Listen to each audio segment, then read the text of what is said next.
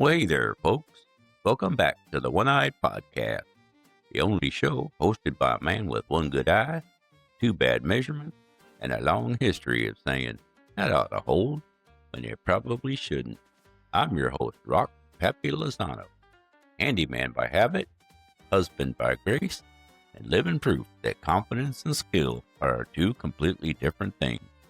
Now, today's episode is called The Wobbly Shelf, the missing stud, and why pride costs more than lumber. And if you ever looked at a wall and thought, I can fix that in about 10 minutes, only to be still standing there 2 hours later, wondering where your life went, then, friend, you're my people. Now, this whole mess started innocent enough, with my wife, bless her heart, walking into the kitchen with that look. Now, married folks know the look. It's that calm, sweet look that says, I love you, but I'm about to ask you to do something you don't want to do. And she says, real gentle like, babe, could you put up a little shelf right there? She points to the wall like it's the simplest thing on earth. Now, my wife don't ask for much, but when she asks, I hear it in my bones like a church bell. Now, married folks know all about this moment. That ain't a request. That's a confidence test. Because when your wife asks you to put up a shelf, what she's really asking is, are you about to prove you're capable? Or are we about to redecorate around your mistake? And I said, yes, ma'am, like a man who absolutely did not think this through. Then I made my first mistake. I added, how hard can it be? Lord, forgive me. Those words have cost this family thousands. Friends, if you ever want to summon chaos into your life, say that sentence out loud. It's like whistling in a graveyard. So I head to the garage, strutting like I'm on one of them home improvement shows. Except I ain't got a crew, I ain't got a sponsor, and ain't nobody heading out my bad decision. My body language is screaming that I'm a man on a mission.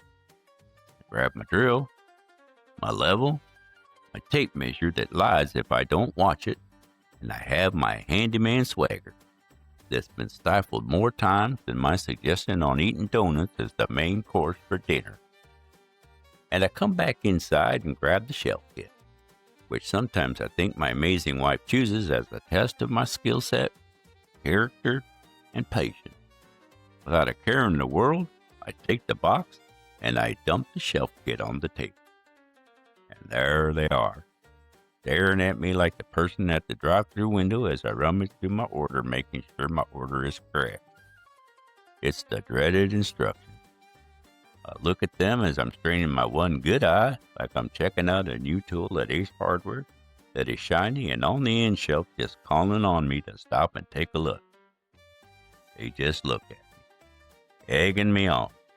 You know, like they're challenging me to try to do the job without their instructional diagrams, parts list, and multiple language instruction pages.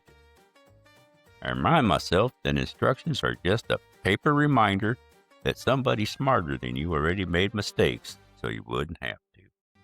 Like a piece of paper just itching to boss me around.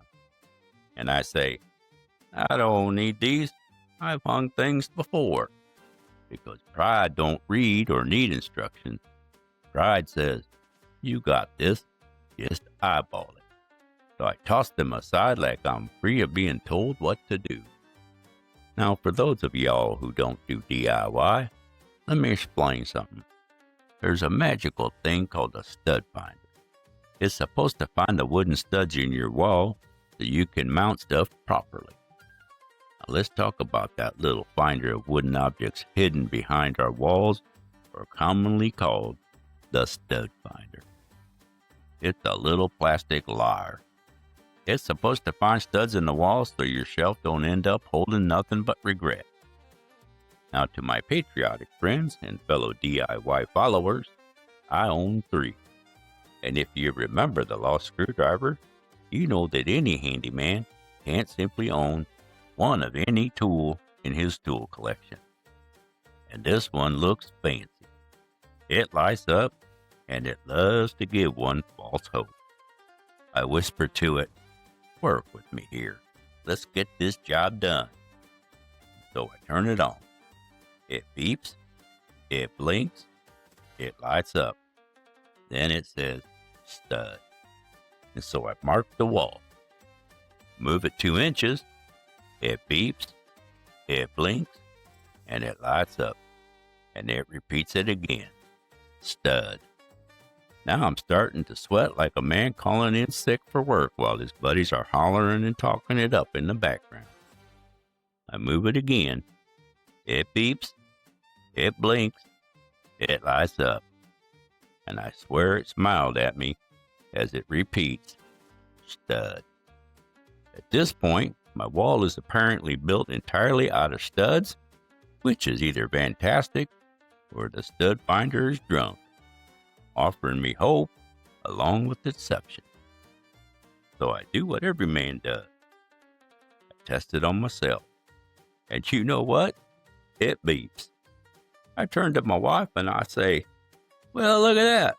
I still got it." And my wife did not laugh. That's when I knew that this shelf mattered more than my joke. Now, the first hole you drill in the wall, that's marriage-level commitment. You can't undrill a hole, and although you can always patch it, you'll always know it's there. So trusting that my stud finder wasn't just setting me up for failure, I followed these simple steps. I line up the bracket, say a quiet prayer, and pull the trigger on my drill. The drill purrs. The screw goes in, then suddenly spins like it hit mashed potatoes. And that's when you know you missed the stud.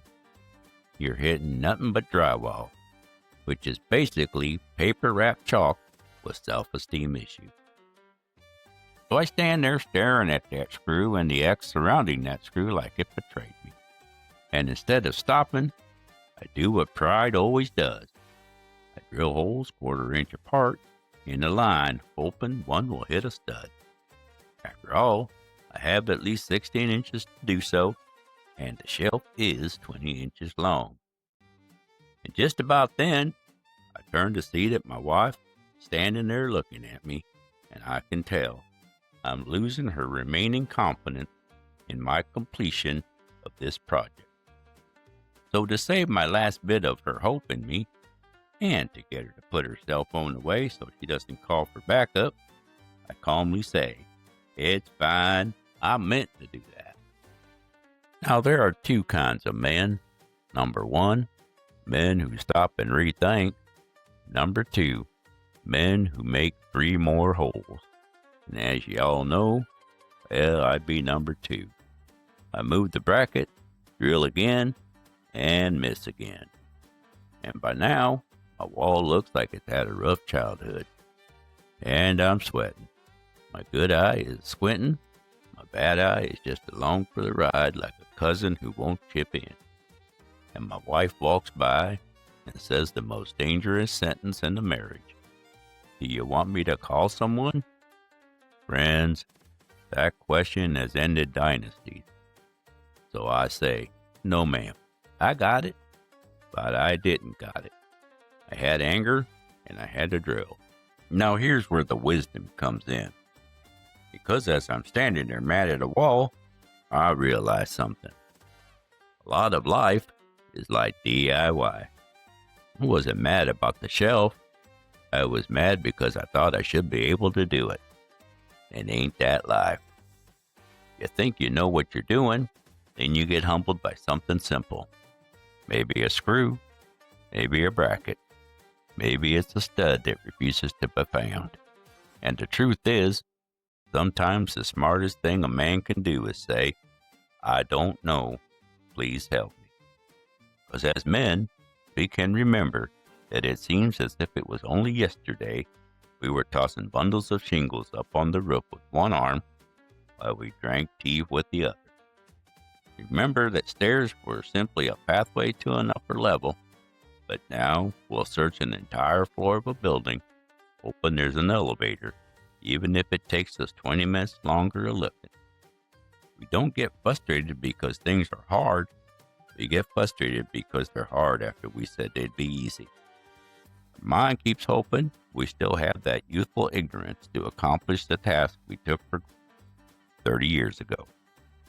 While our bodies gently poke us and say, "Whoa there, John Wayne. That project is a bit more than we can assist you with in completing anymore, because we're tired and we're worn." My pappy used to say, pride will make a small job expensive, and he wasn't talking about lumber.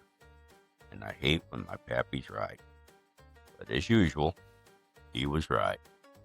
So I take a breath, I pick up the instructions, and I read them out loud, but quietly, so nobody would catch me.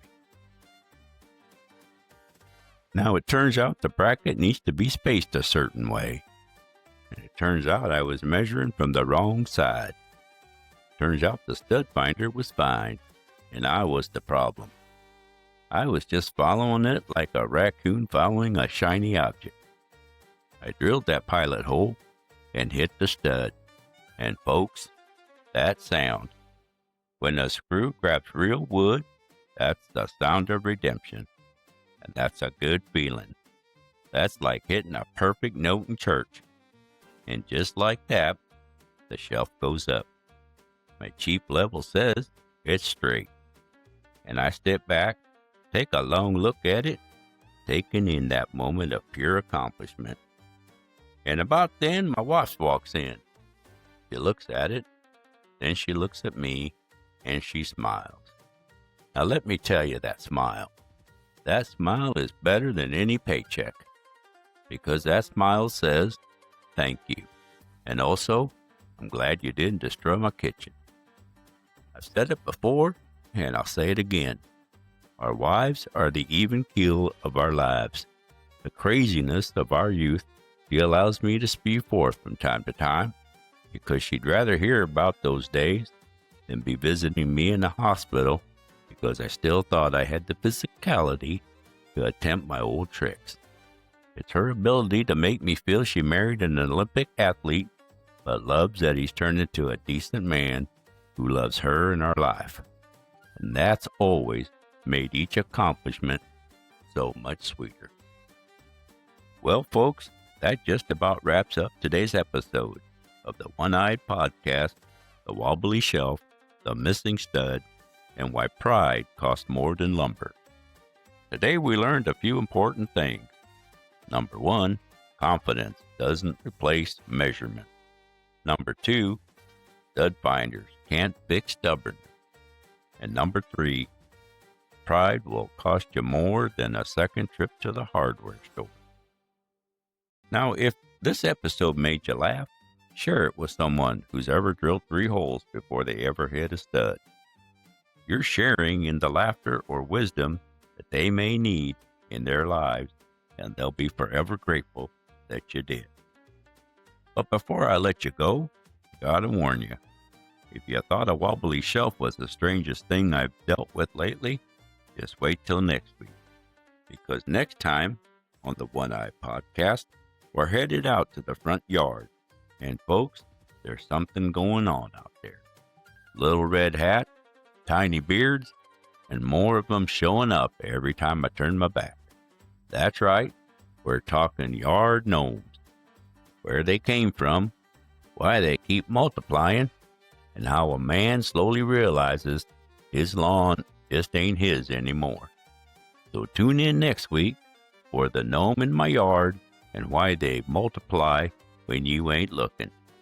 Until then, remember to be kind to one another, if only because you can be, and we all can be, always. If your shelf is straight, your wall's still standing, and your pride took a little dent, you're doing fine. God bless you, God bless your toolbox, and God bless whatever just moved into your flower bed. Pappy out.